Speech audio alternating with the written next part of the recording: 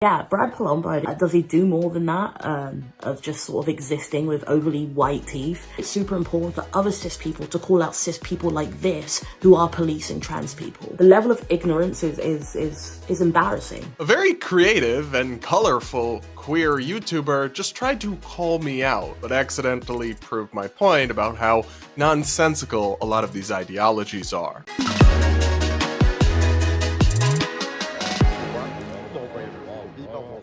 We're gonna react to a wild hate video that a queer YouTuber made about me and my friend Ariel Scarcella, and so much more on today's episode of the Brad vs. Everyone podcast, my daily show where we take on the craziest ideas from across the internet, our media, and our politics, all from an independent perspective. So the context we need to know for this first story is that my friend Ariel Scarcella and I recently did a bonus video for my channel where we reacted to some of the craziest clips that she's gotten while interviewing young queer people at pride events, and talked about the different ways that nonsensical ideas and ideologies have infiltrated the LGBT community and are sadly bringing it down. Well, our video was not received well by Willie and Leo, which is a couple's YouTube channel, two queer YouTubers, and Willie, one of the two, made a video about us that was kind of funny at parts, but very hateful and kind of extreme and incoherent in its ideology. We're gonna take a look at some highlights from it, and even the very beginning of the video gives you a sense of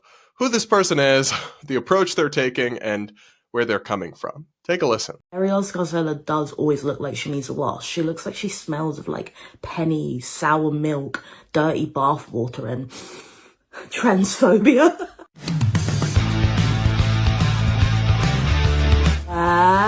What's up, rebels? My name's Lily and I am one half of Leo and Willie. We are engaged. We are queer. And today I am here to react to Brad Polumbo featuring Ariel Scarcella being absolute clowns.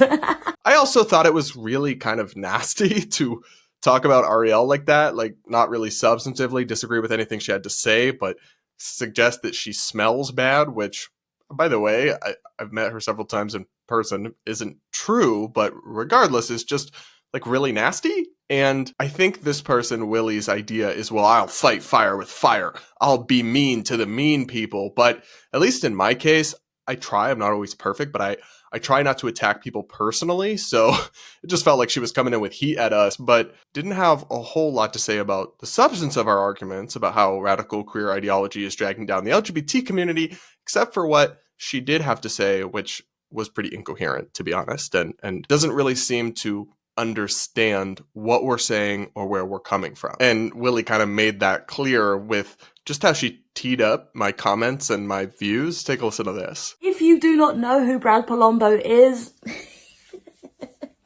neither do I. Okay, on a more serious note, I have obviously heard of Brad Polumbo. He's someone I was potentially contemplating doing another deep dive on. So let me know down below if you think that would be interesting, of course.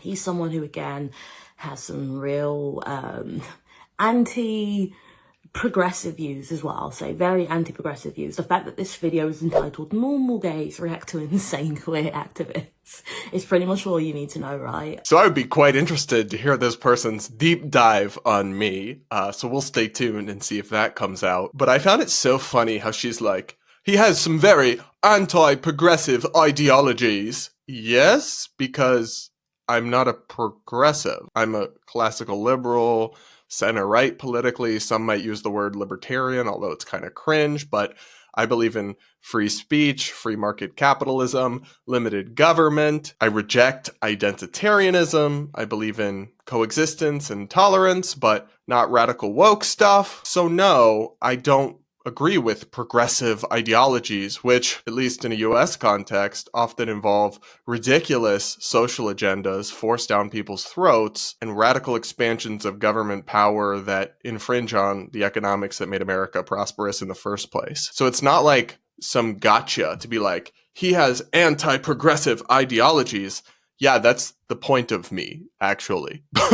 Never have I once ever claimed to be progressive. I did find it fascinating, though, how she's like, and the fact that he labels himself a normal gay person proves everything that's wrong with him. Why?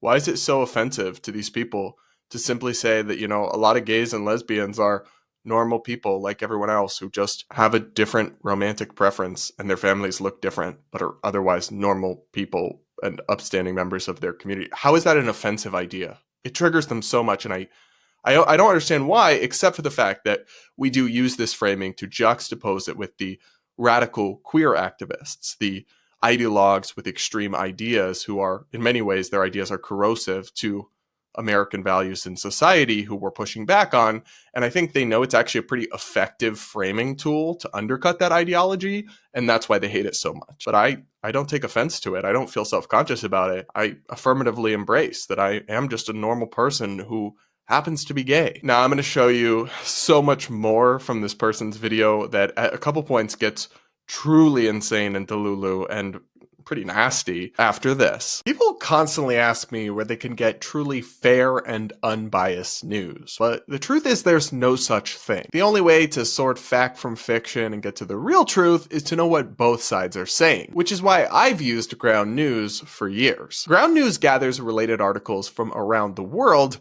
in one place, with context about the source's political leaning, reliability, and ownership, so you can compare coverage and quickly understand the bigger picture. For example, you guys remember the story we covered a couple of weeks ago about the intelligence community employees in official government chats who were talking about sex changes, genital surgeries, and other very explicit material? Well, a story like that is so subject to bias and partisan spin that you can only really find out what's happening with Ground News. Right-leaning media highlighted the most inflammatory parts of the story, like the Post-Millennial, where their headline reads, CIA NSA officials use government chat to say they want intersex babies so children can choose gender later. Meanwhile, using Ground News, we can see that not very many left-of-center outlets covered this story, but the left-leaning LGBT media outlets that did cover it very much downplayed the scandal. Pink News writes, NSA staff accused of sex chats at work,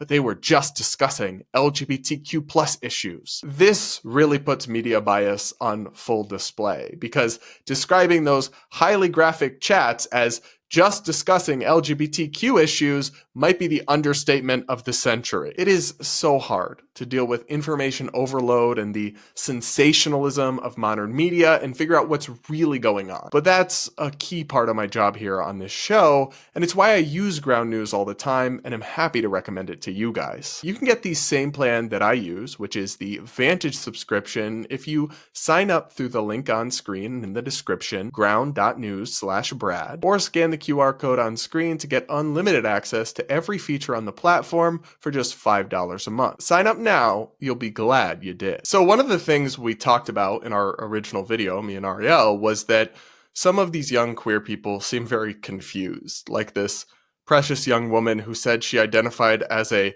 femme-presenting gay trans man, but also queer, which, if you know what those words are supposed to mean, is incoherent and self-contradictory.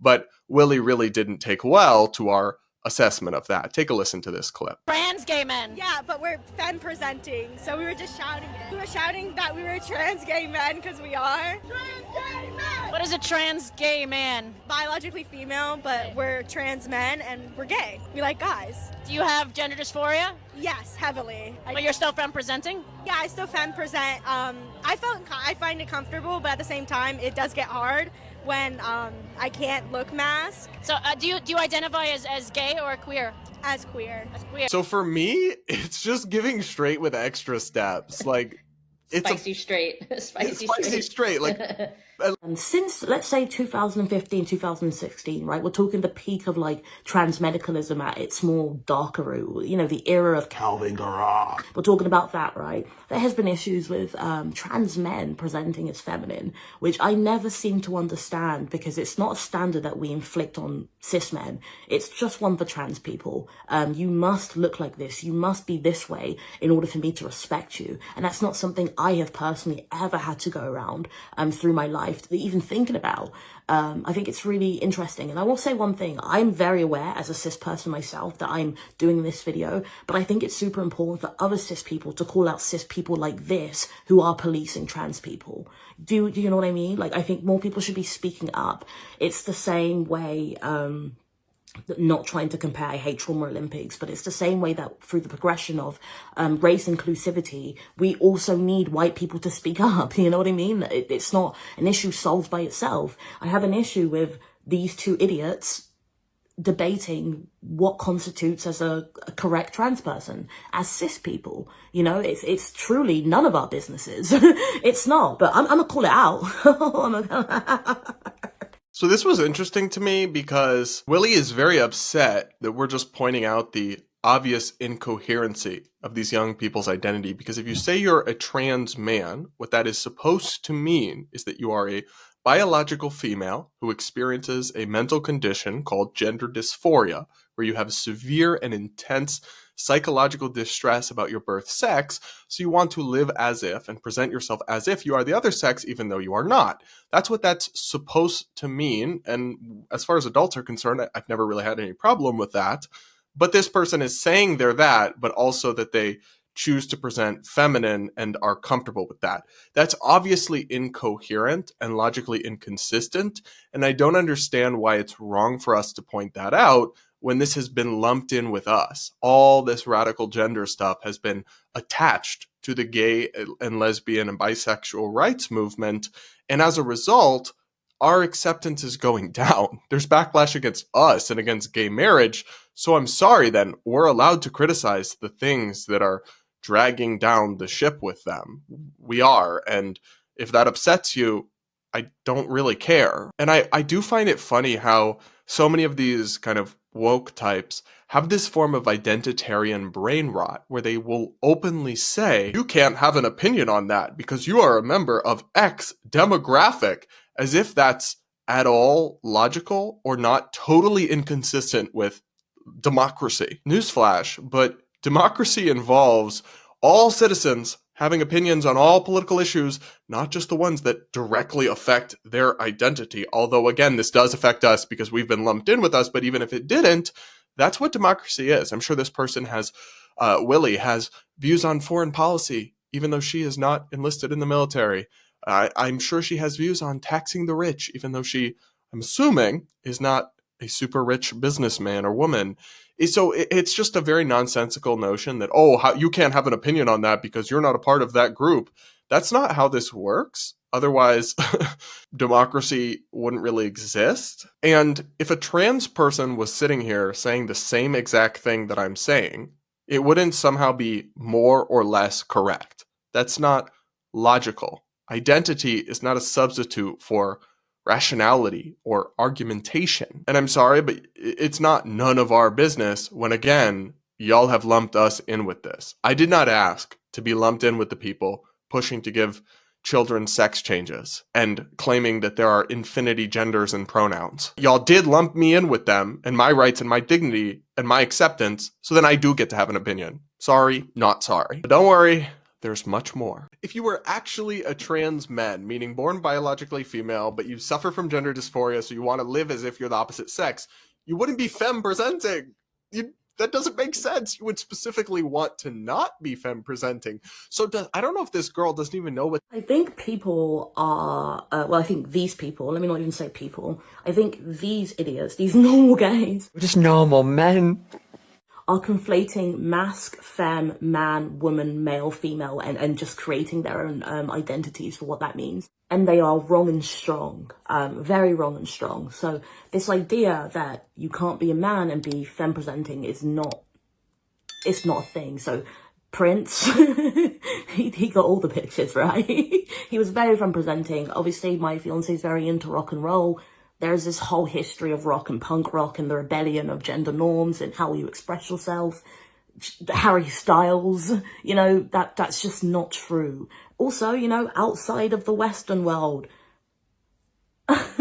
men in tribal clothing, in the Western world, Scots with, Scottish people with kilts. I don't really know what's happening here. It's the level of ignorance is embarrassing. Quite frankly, I don't know if there's any other word for it. It's just embarrassing because you can't say someone's not a trans man if they want to present feminine, and that completely defeats the whole purpose, because man and appearing feminine or being in touch with a feminine side, they're not together.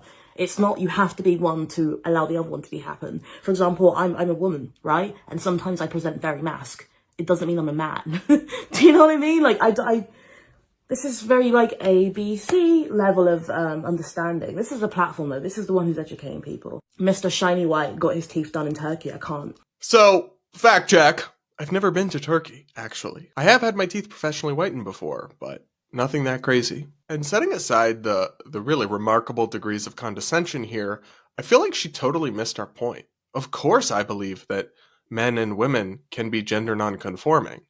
I've said all the time, I think it's okay for men to wear makeup or be feminine and sassy or not be typically masculine in whatever way. My whole point is that doesn't make them non-binary. It doesn't make them not a man. It also doesn't mean they're actually trans and they have some gender identity as a woman. That's actually the worldview tied up with the gender ideology that this person, Willie, believes. Now, what we did say was that it doesn't make any sense for a trans man to want to present feminine and also be comfortable being feminine, because then that's just a woman. That's just a female who's entirely comfortable with the fact that they're female and presenting feminine, so then they're not gender dysphoric, so they're not a trans man. We never said men can't be feminine. You just hallucinated that. And ironically, again, it's kind of the progressive ideology. That's what the whole non-binary fake concept even means. Oh, I don't identify as female.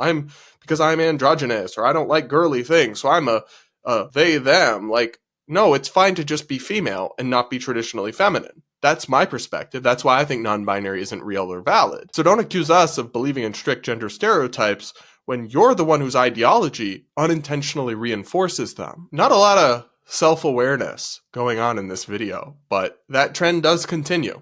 I don't know if this girl doesn't even know what these words mean, but it's just like woke Mad Libs. Her identity is incoherent. I hate the idea of someone's identity being described as like incoherent, right? I think if you want to just like speak with your whole chest, just say, I'm too stupid to understand that an identity that stretches beyond my own worldview. You know, you can just say I'm ignorant. You can just say I'm silly, I'm stupid, I'm uneducated. Those things would sort of like summarize this video a lot quicker than the 22 minutes, 7 seconds could.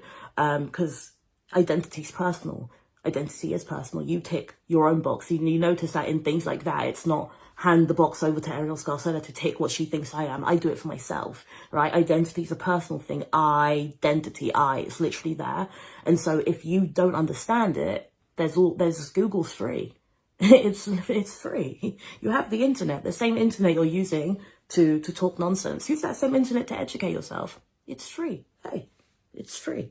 So I found this bit very interesting because she's essentially suggesting that it is never okay to view someone else's identity as incoherent or invalid because it's just their identity and it's all about how they feel and whatever they feel is valid. I would love to know, is there any limit to that?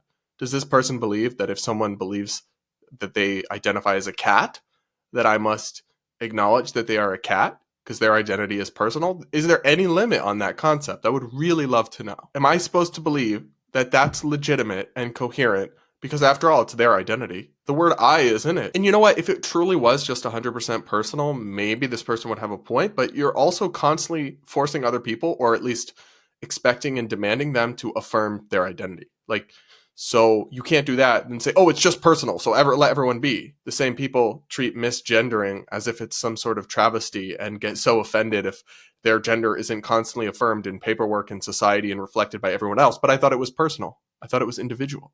Which is it? I can't keep up. Now take a listen to this next bit where Willie came actually kind of close to getting it, but then didn't at all. Someone saying this is how I feel about myself isn't harmful. It's harmful to you. This is what she's stating. It's harmful to the overall group because it ruins our presentation. It ruins how we are perceived in the world. But the only people I see platforming people who you consider to be embarrassing are you.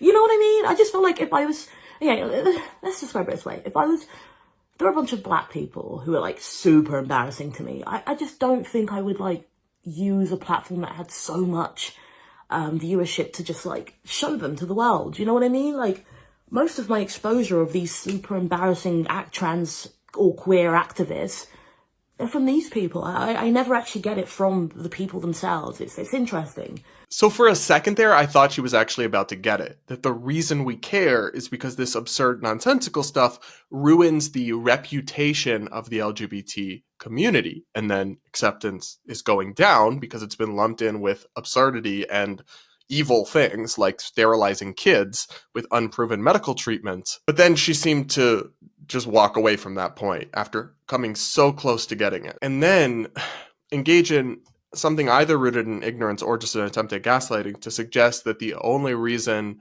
the radical trans voices are highlighted is because of critics like us highlighting them.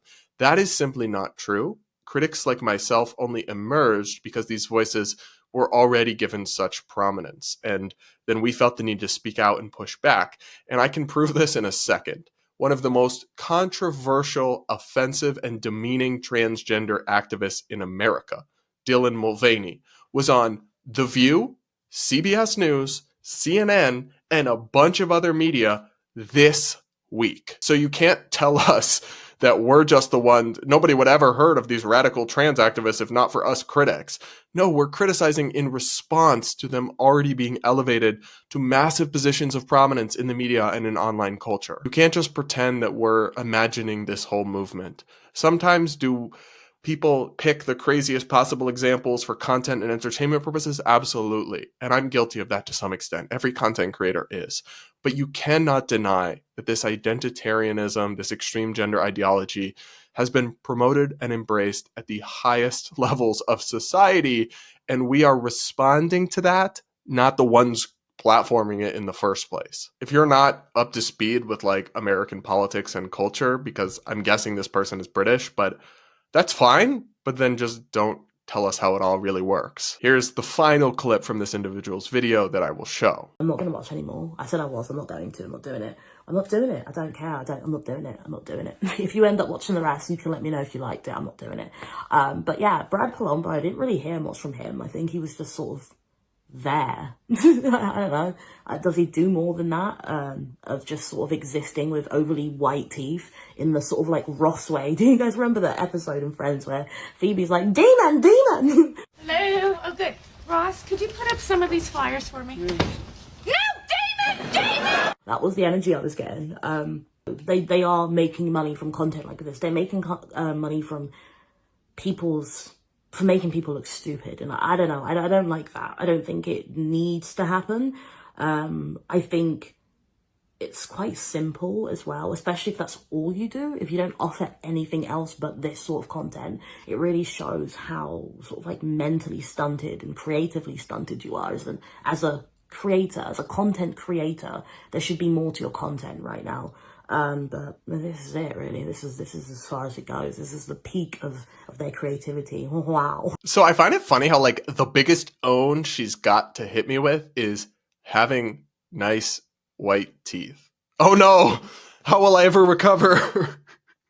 And making money from making people look stupid or whatever. I mean, sure, that describes most content creators and reaction channels, including most notably this Willy person, whose whole video and whose whole channel is just videos of her criticizing people and trying to make them look stupid. So something glass houses. And I'm sorry, but she's just not very familiar with my content if she thinks all I do is sit quietly while other people criticize LGBT Pride Month attenders. That's actually a rare exception to my content that we did for a fun bonus video, but go off, I guess. Anyway, I thought this lady, this Willy person, actually is pretty funny and very good at editing videos. I really liked her editing style and her presentation, and I found her to be very aggressive, very incoherent, very radical. But that's fine. You're free to criticize us, and I'm open to it. Don't think you really landed any blows other than saying over and over again how terribly white and nice my teeth are, which, how dare you? Shame on you. But I will say this, I'd actually like to invite this person publicly to come on the channel for a conversation. I'd love to hear more about your ideas, and you can tell me to my face why my white teeth bother you so much. Hopefully that happens, because I think it'd be entertaining and interesting. What do you guys think? Were you impressed with this person's takedown? I'll link to it in the description if you want to go there. Please do not comment anything nasty or ad hominem on her channel. Just keep it constructive. But I will link to the full thing in the description if you want to go watch it. And do let me know more broadly what you think in the comments. Do hit that like button and make sure you're subscribed if you aren't yet. And now we'll run through some quick hits, some crazy stories that came across my desk in the last 24 hours that I want to share with you guys. Up first, this government mental health expert uses turtle pronouns. Yes, seriously. As Fox News reports, an Oregon State Mental Health Advisory Board includes a member who identifies as they/them/turtle. This individual, J.D. Holt, helps make policy recommendations for mental health services in Oregon. Gender Wiki, a website that documents the list of non-binary genders, describes turtle gender, sometimes called tortoise gender, as a xenogender identity in which one feels a gendered connection to turtles. We actually have this on video. Hello, everybody. It's JD. I use they, them, or turtle for pronouns. Hello, everybody. It's JD. They, them, and turtle for pronouns. Hey, so this is insane. I don't actually think that this person should be advising anyone on mental health related issues. Although I guess the argument here is that this is like the consumers of the services, so they would know best. But I'm sorry, to some extent, you got to have your own house in order before telling other people how to build theirs. And if you believe you're a turtle, or you identify as turtle as your gender, I say this with compassion, but you need help. That's not a real thing. That's not a legitimate gender identity. That's not just some normal variation of the human experience. That's severe mental illness. And I don't say that in a stigmatizing or mean way. I say that in a way where I genuinely want this person to get help and figure out whatever issues they've got going on that have them so hopelessly confused. But I come back to 2 points. One, you're not going to convince me that it's kind and compassionate to call someone a turtle when they are not in fact a turtle. And 2, we can't just keep allowing them to lump this stuff in with the LGBT community and with normal gays and lesbians who just want to live our lives and be free and have our families and contribute to society, or acceptance will continue to go down. Americans are never going to believe that turtle self pronouns are valid. And the fact that there is a non-zero percentage of the LGBTQ plus IA Wi-Fi password movement that thinks that's real and valid and you must accept that or you're a bigot will never cease to amaze me and will never stop infuriating me, because it is so profoundly short-sighted and self-destructive. Other than that, though, turtle self is doing amazing. Speaking of unhinged people, this dance teacher just put out a TikTok calling for Trump's death. Take a listen. Alright guys, we're about 6 weeks in. Who's gonna do it? Who's gonna take one for the team and do it? And I'm not gonna say what it is, because I know that you know that I know what we're all thinking. Who's gonna do it? It can't be me. I'm a dance teacher. I got things to do. But somebody's gotta do it. Someone's gotta take one for the team. Because we're 6 weeks in. I can't do 4 more years of this, guys. Well, she seems stable. Like, FBI, Secret Service. We got another one for you to go knock on their door ASAP, please, because this is dangerous and scary and unhinged. I can't believe so many people keep openly posting, calling for the death of the sitting president of the United States. That's psychotic behavior, love. And I'm sorry, but maybe I'm crazy. Maybe I'm just not open-minded. I wouldn't want this person within 1,000 feet of my child, let alone teaching them anything or with them in any unsupervised capacity. Absolutely not. So I think parents whose kids are being taught by this woman probably should know who it is that's doing the teaching and what kind of views they have, because some of them might have a slight issue with that, I suspect. I'm really worried because there is a slice of society, and it's hard to tell through the lens of the internet how common it is, how prevalent it is, but it's definitely hundreds of thousands of people who truly aren't coping well, and that's like an enormous understatement, are coping catastrophically with the fact that they lost this election. And I'm worried about them, but also about the things they might do, because it's getting scary and dark very fast. Some of these people leave me without words. All right, one final thing. Trump just doubled down on his desire for Canada to become the 51st state. Take a listen to these rambling remarks Trump just made about the subject. No, I'm not. Look, we've been ripped off for years, and we're not going to be ripped off anymore. No, I'm not going to bend at all. Aluminum or steel or cars. We're not going to bend. We've been ripped off as a country for many, many years. We've been subjected to costs that we shouldn't be subjected to. In the case of Canada, we're spending $200 billion a year to subsidize Canada. I love Canada. I love the people of Canada. I have many friends in Canada. The great one, Wayne Gretzky, the great. Hey, how good is Wayne Gretzky? He's the great one. But we have, I know many people from Canada that are good friends of mine. But, you know, the United States can't subsidize a country for $200 billion a year. We don't need their cars. We don't need their energy. We don't need their lumber. We don't need anything that they give. We do it because we want to be helpful, but it comes a point when you just can't do that. You have to run your own country.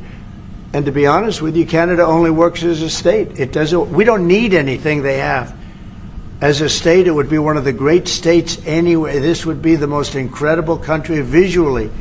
If you look at a map, they drew an artificial line right through it between Canada and the U.S. Just a straight artificial line. Somebody did it a long time ago, many, many decades ago, and makes no sense. It's so perfect as a great and cherished state. Keeping "O Canada," the national anthem. I love it. I think it's great. Keep it. But it'll be for the state, one of our greatest states. Maybe our greatest state. But why should we subsidize another country for $200 billion? It costs us $200 billion a year. And again, we don't need their lumber. We don't need their energy. We have more than they do. We don't need anything. We don't need their cars. I'd much rather make the cars here. And there's not a thing that we need. Now, there'll be a little disruption, but it won't be very long. But they need us. We really don't need them. And we have to do this. I'm sorry. We have to do this. Yes. Look, I really hope that he's trolling, because if this is at all serious, it's unhinged. And it makes me question his mental condition at this point. Canada doesn't want to be the 51st state. Not even the conservatives in Canada want that. What are you going to do? Invade them? Like, short of that, it's not happening, and that would be evil and insane to do. It also makes no sense politically, because Canada is a very far left country compared to America.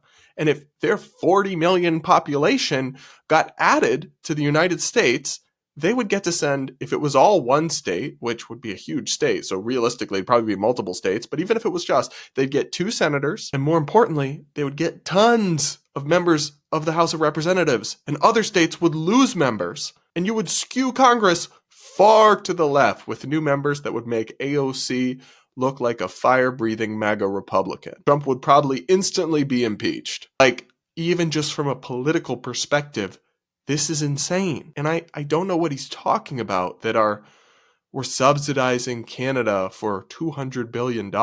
What subsidies is he talking about? And if we're subsidizing them, just stop doing that. Don't force them to join the United States. Just cut off the subsidies. If he's talking about the trade deficit with Canada, the amount that we trade with them versus what we send to them, and we bring in more than we send there, that's not $200 billion.